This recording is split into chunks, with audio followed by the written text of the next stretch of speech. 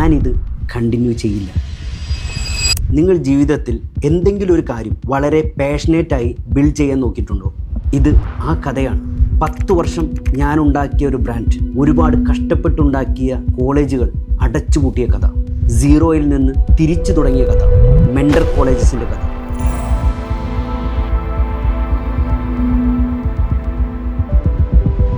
ഞാൻ ഏകദേശം 10 വർഷമായി കോളേജ് എഡ്യൂക്കേഷൻ ഫീൽഡിൽ പ്രവർത്തിച്ചു കൊണ്ടിരിക്കുകയായിരുന്നു. 3 കോളേജുകൾ ഫൗണ്ട് ചെയ്തിരുന്നു, വളരെ ചെറിയ പ്രായത്തിൽ തന്നെ. 24-ാം വയസ്സിൽ ഞാൻ ആദ്യ എൻജിനീയറിംഗ് കോളേജ് സ്റ്റാർട്ട് ചെയ്തു. 27 വയസ്സാകുമ്പോഴേക്കും 2 എൻജിനീയറിംഗ് കോളേജുകൾ കൂടി ഫൗണ്ട് ചെയ്യാൻ പറ്റി. പക്ഷേ മനസ്സിനുള്ളിൽ ഞാൻ വിഷമിച്ചു കൊണ്ടേയിരിക്കുമായിരുന്നു. കാരണം ഞാൻ പാർട്ടായ കോളേജിലെ ആ സിസ്റ്റം ഞാൻ കരുതുന്ന പോലെയല്ല പ്രവർത്തിച്ചു കൊണ്ടിരുന്നത്. ഞാൻ മനസ്സിൽ ആഗ്രഹിച്ചതുപോലുള്ള ഒരു ഇൻസ്റ്റിറ്റ്യൂഷനല്ല ബിൽഡായിക്കൊണ്ടിരുന്നത്. ഇങ്ങനെ പോയാൽ അവസാനം ആർക്കും ഗുണമുണ്ടാവില്ല എന്ന് ഞാൻ മനസ്സിലാക്കിയിരുന്നു. എങ്ങനെയാണ് നല്ലൊരു ഇൻസ്റ്റിറ്റ്യൂഷൻ ബിൽഡ് ചെയ്യേണ്ടത് എന്ന് മനസ്സിൽ ഞാൻ എപ്പോഴും ചിന്തിച്ചുകൊണ്ടേയിരുന്നു. ഇതിനിടയിൽ ഞാൻ സിനിമയിലേക്കും കടന്നു. 27 വയസ്സിൽ ഞാൻ 1983 എന്ന സിനിമ പ്രൊഡ്യൂസ് ചെയ്തു. ആ സിനിമ വലിയ വിജയമായി. ഇന്നും ആ സിനിമയെക്കുറിച്ച് എനിക്ക് വളരെയധികം അഭിമാനമാണ്. ഞാൻ ആ സിനിമ നിർമ്മിച്ചത് പണം സമ്പാദിക്കാൻ വേണ്ടി മാത്രമായിരുന്നില്ല. സിനിമ എന്നെ വ്യക്തിപരമായി വളരെയധികം ഇൻസ്പയർ ചെയ്തിട്ടുണ്ട്. സിനിമകളിലെ ക്യാരക്ടേഴ്സും എൻ്റെ ലൈഫിൽ ഹാർഡ് വർക്കിംഗ് ചെയ്യാൻ എന്നെ ഒത്തിരി ഇൻസ്പയർ ചെയ്തിട്ടുണ്ട്. 1983 എന്ന സിനിമയുടെ സബ്ജക്റ്റ് തന്നെ ആളുകൾക്ക് മോട്ടിവേഷൻ ആകുമെന്ന് തോന്നിയത് കൊണ്ട് മാത്രമാണ് ഞാൻ അന്ന് അത്രയും റിസ്ക് എടുത്ത് ആ സിനിമ പ്രൊഡ്യൂസ് ചെയ്തത്. ജനങ്ങളത് വളരെയധികം സ്വീകരിച്ചു, മാസീവ് ഹിറ്റായി. ആ സിനിമ എനിക്ക് മണിയേക്കാൾ കൂടുതൽ ഒരുപാട് കാര്യങ്ങൾ നൽകി. കണക്ഷനായിരുന്നു ഏറ്റവും വലിയ സമ്പാദ്യം. ലോകത്തിൻ്റെ ഏത് കോണിലിരിക്കുന്ന മലയാളിയിലേക്കും റീച്ച് ചെയ്യാൻ 1983 എന്ന അഡ്രസ്സ് മാത്രം എനിക്ക് മതിയായിരുന്നു. ഞാൻ 24-ാം വയസ്സിൽ സ്റ്റാർട്ട് ചെയ്ത ആദ്യ കോളേജിൻ്റെ ഉദ്ഘാടനം മുൻ രാഷ്ട്രപതി ഡോക്ടർ APJ അബ്ദുൽ കലാം സാറിനെ കൊണ്ട് ചെയ്യാൻ പറ്റിയത് എൻ്റെ ജീവിതത്തിലെ ഏറ്റവും അഭിമാനകരമായ നിമിഷങ്ങളിൽ ഒന്നായി ഞാൻ കരുതുന്നു. പക്ഷേ 2018-2019 ആകുമ്പോഴേക്കും മനസ്സിൽ ഒരു അസ്വസ്ഥത വളർന്നുകൊണ്ടേയിരുന്നു. എൻ്റെ കോർ പർപ്പസ് ഇൻസ്പയർ അതേഴ്സ് എന്നുള്ളതാണ്. മറ്റുള്ളവരെ ഇൻസ്പയർ ചെയ്യണം. എൻ്റെ ജീവിതം കൊണ്ട് മറ്റുള്ളവർക്ക് ഇൻസ്പിറേഷൻ ആകണം. ഇതാണ് ഞാൻ ജനിച്ചതിൻ്റെ കാരണം എന്ന് ഞാൻ വിശ്വസിക്കുന്നു. 1983 എന്ന മൂവി പോലും അത്രയും ചെറിയ പ്രായത്തിൽ പ്രൊഡ്യൂസ് ചെയ്തതിൻ്റെ ഏക കാരണം പോലും അതാണ്. പക്ഷേ ഞാൻ നടത്തിക്കൊണ്ടിരുന്ന കോളേജുകളിൽ നിന്ന് എനിക്ക് ആ സാറ്റിസ്ഫാക്ഷൻ കിട്ടുന്നില്ലായിരുന്നു. ഞാൻ മനസ്സിനുള്ളിൽ ചോദിച്ചു, ഞാൻ ശരിക്കും ഒരു ഡിഫറൻസ് ഉണ്ടാക്കുന്നുണ്ടോ? എനിക്ക് കിട്ടിയ ഉത്തരം ഞാൻ ആഗ്രഹിച്ചതായിരുന്നില്ല. എനിക്ക് വലിയ ഫ്രണ്ട്സ് നെറ്റ്വർക്ക് ഉണ്ടായിരുന്നു. CEOs, CTOs, HR ഹെഡ്സ്, ഇന്ത്യയിലും US-ലുമൊക്കെ ഉള്ള കമ്പനികളിലെ ടോപ്പ് പൊസിഷനുകളിലിരിക്കുന്ന ആൾക്കാർ പോലും എൻ്റെ കോളേജുകളെ സഹായിക്കാൻ ആക്ച്വലി റെഡിയായിരുന്നു. അതുകൊണ്ട് എനിക്ക് കണക്ഷൻസ് ഇല്ലാത്തതിൻ്റെയോ നെറ്റ്വർക്ക് ഇല്ലാത്തതിൻ്റെയോ ഒരു പ്രോബ്ലം ആയിരുന്നില്ല. എൻ്റെ കോളേജുകളിൽ സിസ്റ്റം ഇല്ലാത്തതിൻ്റെ പ്രോബ്ലമായിരുന്നു. എൻ്റെ കോളേജുകളിൽ അന്ന് പഠിച്ചിരുന്ന സ്റ്റുഡൻസിൽ ഏകദേശം 80% കുട്ടികൾക്കും ഹൈ ലെവൽ പ്ലേസ്മെൻറ്റ്സ് കിട്ടാനുള്ള സ്കിൽസ് ഇല്ലായിരുന്നു. സ്കിൽസ് മാത്രമല്ല പ്രോബ്ലം, ക്യാമ്പസിൽ കൂടുതലുണ്ടായിരുന്നത് ഒരു കാഷ്വലായിട്ട് അടിച്ചു പൊളിക്കുന്ന ഒരു കൾച്ചറായിരുന്നു. ഒരു ഗ്രോത്ത് മൈൻഡ് സെറ്റ് കൾച്ചറില്ലായിരുന്നു. കരിയർ ബിൽഡ് ചെയ്യണം, സ്റ്റാർട്ടപ്പ് ബിൽഡ് ചെയ്യണം, ഹൈ സാലറി പ്ലേസ്മെൻറ്റ് നേടണം, അങ്ങനെ ഒരു മൈൻഡ് സെറ്റ് പോലും ക്യാമ്പസ് കൾച്ചറിൻ്റെ ഭാഗമല്ലായിരുന്നു. ഞാൻ ഇടയ്ക്ക് നല്ല കുറേ ടീച്ചേഴ്സിനെയൊക്കെ കൊണ്ടുവന്ന് അത് കറക്റ്റ് ചെയ്യാൻ നോക്കി. DreamIT എന്നുള്ള പേരിൽ ഒരു പ്രൊജക്റ്റ് ഇംപ്ലിമെൻറ്റ് ചെയ്ത് കൾച്ചർ മാറ്റാൻ ശ്രമിച്ചു. പക്ഷെ അതൊന്നും സസ്റ്റൈനബിളായി വർക്ക് ചെയ്തില്ല. ഒരു കൾച്ചറിലേക്ക് മറ്റൊരു കൾച്ചറിനെ ഇൻ്റഗ്രേറ്റ് ചെയ്യാൻ ഭയങ്കര ബുദ്ധിമുട്ടാണ്. ഇതിനൊക്കെ ഉള്ളിൽ ഒരു ഡീപ്പർ പ്രോബ്ലം ഉണ്ടായിരുന്നു, ഒരു ചിക്കൻ ആൻഡ് എഗ് പ്രോബ്ലം. നല്ല ഫാക്കൽറ്റി വേണമെങ്കിൽ നല്ല സാലറി കൊടുക്കണം. നല്ല സാലറി കൊടുക്കണമെങ്കിൽ നല്ല ഫീസ് കളക്ട് ചെയ്യണം. നല്ല സ്റ്റുഡൻസിനെ അട്രാക്റ്റ് ചെയ്യണമെങ്കിൽ സ്കോളർഷിപ്പ് കൊടുക്കണം. സ്കോളർഷിപ്പ് കൊടുക്കുമ്പോൾ റവന്യൂ കുറയും. റവന്യൂ കുറഞ്ഞാൽ ക്വാളിറ്റി കുറയും. ക്വാളിറ്റി കുറഞ്ഞാൽ പ്ലേസ്മെൻറ്റ് വീക്കാവും. പ്ലേസ്മെൻറ്റ് വീക്കാകുമ്പോൾ ബ്രാൻഡ് ഗ്രോ ആവില്ല. ബ്രാൻഡ് ഗ്രോ ആകുന്നില്ലെങ്കിൽ വീണ്ടും റവന്യൂ കുറഞ്ഞുകൊണ്ടേയിരിക്കും. ഇതൊരു ലൂപ്പാണ്. ഒരു സൈക്കിളാണ്, എക്സിറ്റ് ഇല്ലാത്തൊരു സൈക്കിൾ. കേരളത്തിലെ എഡ്യൂക്കേഷൻ ഇൻസ്റ്റിറ്റ്യൂഷൻസ് അല്ലെങ്കിൽ പ്രധാനമായും എൻജിനീയറിംഗ് കോളേജുകൾ ഒരു റെഡ് ഓഷ്യൻ മാർക്കറ്റായി മാറിയിരുന്നു. കോളേജുകൾ സർവൈവ് ചെയ്യാൻ വേണ്ടി ഫീസ് കുറച്ചുകൊണ്ടേയിരുന്നു. 20,000, 15,000, 12,000, 7,000 സീറ്റുകൾ ഫിൽ ചെയ്യാൻ വേണ്ടി മാത്രം. ബാക്കിയാവുന്നത് പോസ്റ്ററുകളിൽ മാത്രം കാണുന്ന പ്ലേസ്മെൻറ്റുകൾ, പേപ്പറിൽ മാത്രം കാണുന്ന റെക്കോർഡ്സ്. പക്ഷേ അൾട്ടിമേറ്റ്ലി സ്റ്റുഡൻറ്റിൻ്റെ കരിയറിൽ ഒന്നും ഉണ്ടാവില്ല. വർഷങ്ങൾ കഴിഞ്ഞ് അവർ ബുദ്ധിമുട്ടിക്കൊണ്ടേയിരിക്കും. നമുക്ക് മനസ്സിലാക്കിക്കൂടെ, ഒരു കുറഞ്ഞ ഫീസ് അല്ലെങ്കിൽ ചെറിയ ഫീസിൽ എങ്ങനെയാണ് നല്ലൊരു ക്വാളിറ്റി എഡ്യൂക്കേഷൻ കിട്ടുക? എൻ്റെ കോളേജുകളും അതിൻ്റെ ഒരു ഭാഗമായിരുന്നു. പാരൻസ് കഷ്ടപ്പെട്ടുണ്ടാകുന്ന പൈസ കൊണ്ട് അവരെ പിള്ളേരെ പഠിപ്പിക്കാൻ ശ്രമിക്കുന്നു. സ്റ്റുഡൻസിന് 4 പ്രീഷ്യസ് ആയിട്ടുള്ള ഇയേഴ്സ്, അവരുടെ ജീവിതത്തിലെ ഏറ്റവും ഇമ്പോർട്ടൻ്റ് ആയിട്ടുള്ള ടൈം ഇൻവെസ്റ്റ് ചെയ്യുന്നു. റിയൽ വാല്യൂ ഇല്ലാതെ പോകുന്ന ഒരു സിസ്റ്റത്തിൻ്റെ പാർട്ടാകാൻ ഞാൻ ആഗ്രഹിച്ചില്ല. 2018 ഞാൻ റിയലൈസ് ചെയ്തു, ഞാനിത് കണ്ടിന്യൂ ചെയ്യില്ല.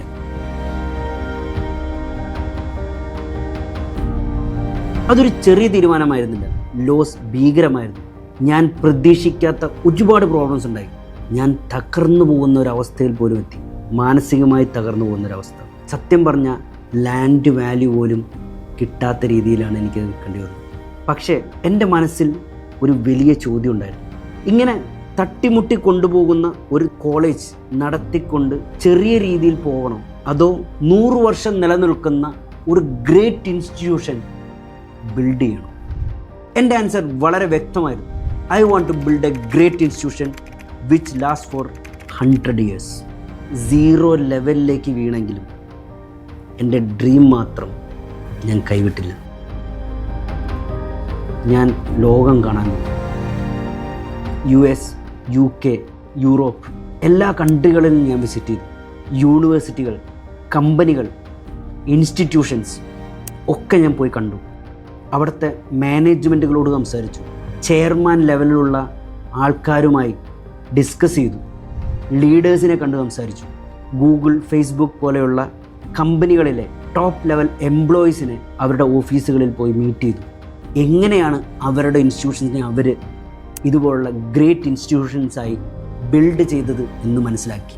അപ്പോഴെല്ലാം എൻ്റെ മനസ്സിൽ ഒരു കാര്യം കത്തിക്കൊണ്ടിരിക്കുന്നുണ്ടായിരുന്നു. ഒരു ഗ്രേറ്റ് ഇൻസ്റ്റിറ്റ്യൂഷൻ ഉണ്ടാക്കുന്നത് എങ്ങനെ? അങ്ങനെ സിലിക്കൺ വാലി എന്നെ ഹിറ്റ് ചെയ്തു. ഞാൻ അവിടെ പോകുന്നതിന് മുമ്പ് സിലിക്കൺ വാലി ഇൻഫോ പാർക്കും ടെക്നോ പാർക്കും ഒക്കെ പോലെ ഒരു വലിയ ക്യാമ്പസ്, ഒരു ഹബ്, ഒരു കുറേ ബിൽഡിങ്ങുകൾ കൂടി നിൽക്കുന്ന ഒരു എക്കോ സിസ്റ്റം, അങ്ങനെയാണ് എൻ്റെ മനസ്സിലുണ്ടായിരുന്നത്. മെൻലോ കോളേജ് എന്ന് പറയുന്ന കോളേജിൻ്റെ ഹോസ്റ്റലിൽ ഞാൻ 2 വീക്ക് സ്റ്റേ ചെയ്തിട്ട് സിലിക്കൺ വാലി എന്നുള്ള സ്ഥലം കണ്ടുപിടിക്കാൻ ശ്രമിച്ചു. ഞാൻ ഇതുപോലുള്ള ടെക്നോ പാർക്ക്, ഇൻഫോ പാർക്ക് പോലുള്ള ഒരു സ്ഥലം കണ്ടുപിടിക്കാൻ ശ്രമിച്ചു. പക്ഷേ കണ്ടുപിടിക്കാൻ പറ്റിയില്ല. അവിടെ ഗൂഗിൾ, ഫേസ്ബുക്ക് അങ്ങനെയുള്ള ഒരുപാട് കമ്പനികളൊക്കെ ഉണ്ട്. പക്ഷെ അതെല്ലാം കുറേ കിലോമീറ്റേഴ്സിൻ്റെ ഡിഫറൻസിലാണ് പ്രവർത്തിച്ചുകൊണ്ടിരിക്കുന്നത്. സിലിക്കൺ വാലി എന്നുള്ള ഒരു ബോർഡ് പോലും ഞാൻ കണ്ടില്ല. അപ്പോഴാണ് ഞാൻ ആദ്യമായി റിയലൈസ് ചെയ്തത്, സിലിക്കൺ വാലി ഒരു പ്ലേസ് അല്ല, സിലിക്കൺ വാലി ഒരു മൈൻഡ് സെറ്റാണ്. ആ മൈൻഡ് സെറ്റ് ആളുകളുടെ ഹൃദയത്തിലും മനസ്സിലും നെറ്റ്വർക്ക് ചെയ്ത് ഒഴുകിക്കൊണ്ടിരിക്കുകയാണ്. ആ സിലിക്കൺ വാലി എക്കോസിസ്റ്റത്തിൻ്റെ ഏറ്റവും സെൻട്രലുള്ളത് സ്റ്റാൻഫോർഡ് യൂണിവേഴ്സിറ്റി. പക്ഷേ സ്റ്റാൻഫോർഡ് യൂണിവേഴ്സിറ്റിയെ സ്പെഷ്യലാക്കുന്നത് ബിൽഡിങ്സ് അല്ല, ഇൻഫ്രാസ്ട്രക്ചർ അല്ല. സ്റ്റാൻഫോർഡ് യൂണിവേഴ്സിറ്റി സ്പെഷ്യലാകുന്നത് അവിടെ നടക്കുന്ന ഒരു കൾച്ചർ കൊണ്ടാണ്. ഞാൻ ആ ക്യാമ്പസിൽ പോയപ്പോൾ എനിക്ക് മനസ്സിലായ കാര്യം, അവിടെ പ്രൊഫസേഴ്സും സ്റ്റുഡൻസും തമ്മിലുള്ള ഒരു മെൻറ്റർ മെൻറ്റി സിസ്റ്റമാണ്. ലെക്ചർ ചെയ്ത് ഹാളിൽ നിന്ന് ഇറങ്ങിപ്പോകുന്നവരല്ല അവിടുത്തെ പ്രൊഫസേഴ്സ്. അവിടുത്തെ സ്റ്റുഡൻസിൻ്റെ ഐഡിയാസിൽ ഇരുന്നു കൊണ്ട് അവരായി ഡിസ്കസ് ചെയ്ത് അവരെ മെൻറ്റർ ചെയ്തുകൊണ്ട് അവർക്കൊപ്പം നിന്നുകൊണ്ട് ചിന്തിക്കുന്നു. ആ ഐഡിയാസിൽ ഒരു റിയൽ പ്രോബ്ലം ഉണ്ടോ എന്ന് കണ്ടെത്തുന്നു. ഉണ്ടെങ്കിൽ അതൊരു റിയൽ പ്രൊഡക്റ്റ് ആകുമോ എന്ന് ചിന്തിക്കുന്നു. ഇത് ഓരോ പ്രൊഫസറും ഓരോ സ്റ്റുഡൻസിനോടും ചോദിക്കുന്നു. കാരണം അവർക്കവിടെ ഒരു ക്ലാരിറ്റി ഉണ്ട്. ചരിത്രത്തിലെ ഓരോ ഗ്രേറ്റ് ബിസിനസ്സും ഒരു റിയൽ പ്രോബ്ലത്തിൽ നിന്നാണ് ഉണ്ടാകുന്നത്. ആളുകൾ സോൾവ് ചെയ്യണമെന്ന് ജെനുവിൻലി ആഗ്രഹിക്കുന്ന പ്രോബ്ലം, ആളുകൾ പേ ചെയ്യാൻ റെഡിയാകുന്ന ഒരു വാല്യുബിൾ സൊല്യൂഷൻ. ഇതാണ് സ്റ്റാൻഫോർഡ് സ്റ്റുഡൻസിനെ കൊണ്ട് ചെയ്യിക്കുന്നത്. ഇതിന് ഏറ്റവും പെർഫെക്റ്റായ ഒരു എക്സാമ്പിൾ ഞാനവിടെ കണ്ടു. ഗൂഗിളിൻ്റെ ഫൗണ്ടേഴ്സായ ലാറി പേജും സെർജി ബ്രിന്നും സ്റ്റാൻഫോർഡിലെ സ്റ്റുഡൻസ് ആയിരുന്നു. അവരെ മെൻറ്റർ ചെയ്തത് ഒരു ഇന്ത്യൻ പ്രൊഫസറായിരുന്നു, രാജീവ് മോഡ്വാനി. ആ പ്രൊഫസർ അവരുടെ ഐഡിയയിൽ വിശ്വസിച്ചു, അവരെ മെൻറ്റർ ചെയ്തു. ആ സ്റ്റുഡൻസ് ഫൗണ്ടേഴ്സായി ഗൂഗിൾ ഗ്രോ ചെയ്തു. പ്രൊഫസേഴ്സിനും സ്റ്റാൻഫോർഡ് യൂണിവേഴ്സിറ്റിക്കും അതിൻ്റെ ഷെയർ കിട്ടി. ഗൂഗിൾ മാത്രമല്ല, ഈ ഒരു കൾച്ചറിൽ നിന്ന്, ഈ ഒരു എക്കോസിസ്റ്റത്തിൽ നിന്ന് ഒന്നല്ല രണ്ടല്ല 100 കണക്കിന് കമ്പനികളുണ്ടായി. പക്ഷേ അതോടൊപ്പം മറ്റൊരു കൂട്ടർ കൂടി വന്നു, ആ ഏരിയയിൽ തന്നെ ഉണ്ടായിരുന്ന ഇൻവെസ്റ്റേഴ്സ്. അവർ യങ് ഫൗണ്ടേഴ്സിൻ്റെ ഡ്രീമുകൾ കേൾക്കും, പൊട്ടൻഷ്യൽ കാണും. ഇത് വർക്കാവുമെന്ന് തോന്നിയാൽ ആ ഡ്രീംസിന് വിങ്സ് കൊടുക്കും. അതുകൊണ്ട് ലോകം അവരെ വിളിക്കുന്നത് ഏഞ്ചൽ ഇൻവെസ്റ്റേഴ്സ് എന്ന്. അങ്ങനെ ആ കമ്പനികളും ഗ്രോ ചെയ്തു, സക്സസ്ഫുള്ളായി. ഇൻവെസ്റ്റേഴ്സിന് ഒരുപാട് റിട്ടേൺ കിട്ടി, ഫൗണ്ടേഴ്സിന് പൈസ കിട്ടി. അവരാ പൈസ വെറുതെ വയ്ക്കാൻ പോയില്ല, പുതിയ ഫൗണ്ടേഴ്സിനെ കണ്ടു, പുതിയ ഡ്രീംസിൽ ഇൻവെസ്റ്റ് ചെയ്തു. മൾട്ടിപ്പിൾ എക്സിറ്റുകളുണ്ടായി, മൾട്ടിപ്പിൾ റീ ഇൻവെസ്റ്റ്മെൻറ്റുകളുണ്ടായി, മൾട്ടിപ്പിൾ ന്യൂ സ്റ്റാർട്ടപ്സ് ഉണ്ടായി. ഒരു സൈക്കിളുണ്ടായി, ഒരിക്കലും നിർത്താത്തൊരു സൈക്കിൾ. ആ ഒരു സൈക്കിളിൻ്റെ ഫലം ആ ഒരു പ്രദേശം മൊത്തം ലോകത്തിൻ്റെ ടെക്നോളജിയുടെ സാമ്പത്തിക കേന്ദ്രമായി മാറി. അങ്ങനെയാണ് സിലിക്കൺ വാലി ഉണ്ടായത്. ഞാൻ ആ ക്യാമ്പസിൽ നിന്നുകൊണ്ട് എൻ്റെ മനസ്സിനുള്ളിൽ ഒരു ചോദ്യം ചോദിച്ചു, ഇത് ഇന്ത്യയിൽ ചെയ്യാൻ പറ്റില്ലേ? ലോകത്തിലെ ഏറ്റവും വലിയ ഇന്നോവേഷൻസിൻ്റെ ഒക്കെ പിന്നിൽ ബ്രില്യൻ്റായ ഇന്ത്യൻസ് ഉണ്ട്, പൊട്ടൻഷ്യലുണ്ട്, ടാലൻ്റ് ഉണ്ട്. പിന്നെ എന്തുകൊണ്ട് ഇത് ഇന്ത്യയിൽ ചെയ്തുകൂടാ? US-ൽ നിന്നുകൊണ്ടിരിക്കുമ്പോൾ തന്നെ എനിക്ക് മറ്റൊരു വലിയ കാര്യത്തിൽ തിരിച്ചറിവുണ്ടായി. Very interesting matter. AI is going to change the world. 2017 അല്ലെങ്കിൽ 2017 മുതൽ തന്നെ ഞാൻ Y കോമ്പിനേറ്ററിലേക്ക് അപ്ലൈ ചെയ്യാറുണ്ടായിരുന്നു. അന്ന് ഇന്നത്തെ ChatGPTയുടെ അല്ലെങ്കിൽ ഓപ്പൺ AI-യുടെ CEO ആയ സാം ആൾട്ട്മാൻ Y കോമ്പിനേറ്ററിൽ പാർട്ട്ണറായിരുന്നു. AI-യുടെ ഇമ്പോർട്ടൻസ് എന്തായിരിക്കുമെന്ന് അന്ന് തന്നെ ഞാൻ തിരിച്ചറിഞ്ഞു. അന്ന് US-ലും അല്ലെങ്കിൽ സ്റ്റാൻഫോർഡ് യൂണിവേഴ്സിറ്റിയുടെ പരിസരങ്ങളിലും AI തന്നെയായിരുന്നു ഏറ്റവും വലിയ ചർച്ചാ വിഷയം. US-ൽ നിന്ന് വന്നതിന് ശേഷവും ഞാൻ AI സ്പെഷ്യലിസ്റ്റുകളുമായി ഇൻട്രാക്ട് ചെയ്യാൻ തുടങ്ങി. അപ്പോൾ ഞാൻ 2 കാര്യങ്ങൾ ചെയ്യണമെന്ന് മനസ്സിൽ തീരുമാനിച്ചു. ഒന്ന്, ഒരു AI കമ്പനി ബിൽഡ് ചെയ്യണം. 2, ഞാൻ ഉണ്ടാക്കാൻ പോകുന്ന ആ ഒരു ഗ്രേറ്റ് ഇൻസ്റ്റിറ്റ്യൂഷൻ അത് ഒരു AI സ്പെഷ്യലൈസ്ഡ് കോളേജ് ആയിരിക്കണം. ഞാനങ്ങനെ AI പറ്റി കൂടുതൽ പഠിച്ചതിൻ്റെ ഭാഗമായിട്ടും AI ആണ് ഫ്യൂച്ചർ എന്ന് മനസ്സിലാക്കിക്കൊണ്ടും ഒരു AI കമ്പനിയും ബിൽഡ് ചെയ്യാൻ ശ്രമിച്ചു. അതാണ് അൽഗോരിതമ എന്നുള്ള കമ്പനി. സ്മാർട്ട് ബാസ്ക്കറ്റ് എന്നുള്ള ഇന്ത്യയിലെ ഇൻവെസ്റ്റ്മെൻറ്റ്സിനെ ഹെൽപ്പ് ചെയ്യുന്ന ഒരു AI സൊല്യൂഷനായിരുന്നു. അതിലൂടെ ഞാൻ AI പറ്റി കൂടുതൽ മനസ്സിലാക്കി. പക്ഷേ നിർഭാഗ്യവശാൽ ഒരു AI എക്കോസിസ്റ്റം ബിൽഡ് ചെയ്യണമെങ്കിൽ അല്ലെങ്കിൽ AI പ്ലാറ്റ്ഫോം ബിൽഡ് ചെയ്യണമെങ്കിൽ ഒരുപാട് കാശ് ആവശ്യമാണെന്ന് വരുന്നതുകൊണ്ട് തന്നെ ആ പ്രൊഡക്റ്റ് ബിൽഡിംഗ് നിർത്തേണ്ടി വന്നു. പക്ഷേ അതിൽ നിന്ന് AI-യെക്കുറിച്ച് കൂടുതൽ പഠിക്കാനും ഞാൻ വിഭാവനം ചെയ്യുന്ന AI സ്പെഷ്യലൈസ്ഡ് ആയിട്ടുള്ള കോളേജ് ബിൽഡ് ചെയ്യുമ്പോൾ അതിലേക്ക് എനിക്ക് ഒരുപാട് കാര്യങ്ങൾ മനസ്സിലാക്കാനും ആ കമ്പനി ബിൽഡ് ചെയ്തതിൽ നിന്ന് എനിക്ക് പഠിക്കാൻ പറ്റി എന്നുള്ളത് വലിയൊരു ഭാഗ്യമാണ്. 2019 തന്നെ 2020 AICT റിന്യൂവൽ പ്രോസസ്സ് അതിൽ നോക്കിയപ്പോൾ ഭയങ്കര ഇൻട്രസ്റ്റിംഗ് കാര്യമുണ്ടായിരുന്നു. കാരണം AI കോഴ്സസ് അവിടെ ലിസ്റ്റ് ചെയ്തിരുന്നു. ആദ്യമായി 2020 AICT AI and data science, AI and machine learning അങ്ങനെയുള്ള കോഴ്സുകളെല്ലാം പുതിയതായിട്ട് അവതരിപ്പിക്കുന്നു. ഞാൻ അതിൽ നിന്ന് മനസ്സിലാക്കുന്നത് ഇന്ത്യ ഗവൺമെൻറ്റും അല്ലെങ്കിൽ AICTയും ആ ചേഞ്ച് മനസ്സിലാക്കി തുടങ്ങിയിരുന്നു. അതുകൊണ്ട് തന്നെ 2019 ഞാൻ കോളേജ് സ്റ്റോപ്പ് ചെയ്തിട്ട് 2020 റിന്യൂവൽ പ്രോസസ്സിൽ ആ കോഴ്സുകളെല്ലാം മാറ്റി റീസ്റ്റാർട്ട് ചെയ്യുമ്പോൾ മെൻഡർ കോളേജ് സ്റ്റാർട്ട് ചെയ്തത് തന്നെ AI സ്പെഷ്യലൈസ്ഡ് കോളേജായിട്ടായിരുന്നു. കാരണം AICT അപ്ലൈ ചെയ്യുമ്പോൾ മെൻഡർ കോളേജിൽ എല്ലാ കോഴ്സുകളും കമ്പ്യൂട്ടർ സയൻസ് റിലേറ്റഡ് കോഴ്സുകൾ മാത്രമായിരുന്നു. അതിൽ എനിക്ക് തോന്നുന്നു ഇന്ത്യയിൽ തന്നെ ആദ്യമായി AI ആൻഡ് ഡാറ്റാ സയൻസും AI ആൻഡ് മെഷീൻ ലേണിങ്ങും അപ്ലൈ ചെയ്തത് മെൻഡർ കോളേജിലാണ്. ഇന്ത്യയിലെ ഏക കമ്പ്യൂട്ടർ സയൻസ് മാത്രം ഡിപ്പാർട്ട്മെൻറ്റ്സ് ഉള്ള കോളേജും മെൻഡർ കോളേജാണ്. ഇവിടെ നമ്മുടെ കോളേജുകളിൽ സ്റ്റുഡൻസ് പ്രൊജക്റ്റുകൾ ചെയ്യുന്നത് പലപ്പോഴും മാർക്സ് നേടാൻ വേണ്ടി മാത്രമാണ്. ചിലർ പ്രൊജക്ട്സ് പുറത്തുനിന്ന് വാങ്ങിക്കും, ചിലർ പേരിന് മാത്രം പ്രൊജക്റ്റ് ചെയ്യും. അല്ലെങ്കിൽ ചിലപ്പോൾ ഒരു ഗ്രൂപ്പ് ഓഫ് ഫ്രണ്ട്സ് ഉണ്ടെങ്കിൽ അതിലെ 1-2 ആൾക്കാർ മാത്രമായിരിക്കും ആ പ്രോജക്റ്റുകൾ ചെയ്യുന്നത്. അപ്ലിക്കേഷൻസിനോ പ്രോബ്ലം സോൾവിങ്ങിനോ റിയൽ വേൾഡ് ഇമ്പാക്റ്റിനോ അത്ര ഇമ്പോർട്ടൻസ് കൊടുക്കാറില്ല. എനിക്കിതൊക്കെ വലിയ മണ്ടത്തരങ്ങളായിട്ട് തോന്നും. നാം പഠിക്കുന്നത് അപ്ലൈ ചെയ്യാൻ അറിയില്ലെങ്കിൽ തിയറി മാത്രം പഠിച്ചുകൊണ്ട് മാർക്ക് വാങ്ങിക്കുന്നതിൽ എന്താണ് കാര്യം, എന്താണ് വാല്യൂ? നമ്മുടെ ഇവിടെ പ്രൊജക്റ്റുകൾ പോലും തിയറി പോലെയാണ് ചെയ്തുകൊണ്ടിരിക്കുന്നത്. എന്താണ് ഇതിൻ്റെയൊക്കെ അർത്ഥം? സ്കില്ലുകൾ ബിൽഡ് ചെയ്യാതെ പഠിക്കുന്നതിന് അല്ലെങ്കിൽ അങ്ങനെ ഒരു എഡ്യൂക്കേഷന് എന്താണ് പർപ്പസ്? എഡ്യൂക്കേഷൻ അപ്ലിക്കേഷൻ ലെവലിലെത്തണം. സ്റ്റുഡൻസ് പ്രാക്ടിക്കലി ചെയ്തുകൊണ്ട് പഠിക്കണം. റിയൽ വേൾഡ് പ്രൊജക്ട്സ് ചെയ്യണം. US-ൽ നിന്ന് ഇന്ത്യയിലേക്കും കേരളത്തിലേക്കും നോക്കുമ്പോൾ ഒരു തരത്തിൽ ലക്ഷ്യബോധമില്ലാത്ത അവസ്ഥ, അല്ലെങ്കിൽ ലക്ഷ്യബോധമില്ലാത്ത പ്രോഗ്രാംസ്. കോളേജ് ലൈഫാണ് ജീവിതത്തിലെ ഏറ്റവും വലിയ കാര്യമെന്ന് കരുതുന്ന സ്റ്റുഡൻസ്, ചെറിയ കാര്യങ്ങളെ വലിയ ഷോ ആയി കാണുന്ന ക്യാമ്പസ് കൾച്ചർ, അതിനെ സപ്പോർട്ട് ചെയ്യുന്ന പേരൻസ്. ഞാൻ കൊണ്ടുവന്ന ഡ്രീം 80 പോലുള്ള കൾച്ചർ ചേഞ്ചിങ് പ്രൊജക്ട്സ് വിജയിക്കാത്തതിൻ്റെ ഒരു കാരണം മാനേജ്മെൻറ്റ് എക്സ്പേർട്സുമായി ഡിസ്കസ് ചെയ്തപ്പോൾ എനിക്ക് കൂടുതൽ മനസ്സിലായി. ഒരു കൾച്ചറിൻ്റെ ഉള്ളിലേക്ക് മറ്റൊരു കൾച്ചർ ഇൻ്റഗ്രേറ്റ് ചെയ്യാൻ വളരെ പാടാണെന്നും ഞാൻ മനസ്സിലാക്കി. അതുകൊണ്ടാണ് ഞാനൊരു ബോൾഡ് ഡിസിഷൻ എടുത്തത്. വളരെ ചെറുപ്പത്തിൽ തന്നെ ആരംഭിച്ച 10 വർഷങ്ങളോളം നടത്തി വന്ന കൊച്ചിൻ എഞ്ചിനീയറിംഗ് കോളേജ് എന്ന ബ്രാൻഡ് ഞാൻ സ്റ്റോപ്പ് ചെയ്യാൻ തീരുമാനിച്ചത്. ഞാൻ കണ്ടത് കോളേജിൻ്റെ മാത്രം പ്രോബ്ലം അല്ല, പാരൻസിൻ്റെയും സ്റ്റുഡൻസിൻ്റെയും പ്രോബ്ലംസ് കൂടിയാണ്. പാരൻസ് എന്നും കൺഫ്യൂസ്ഡാണ്. അവർ പഴയ കാലഘട്ടത്തിലെ സേഫ്റ്റി എന്ന കൺസെപ്റ്റിൽ സ്റ്റക്കാണ്. പക്ഷേ ഇന്നത്തെ ലോകത്ത് സേഫ് എന്ന വേർഡിന് പഴയ മീനിങ് ഇല്ല.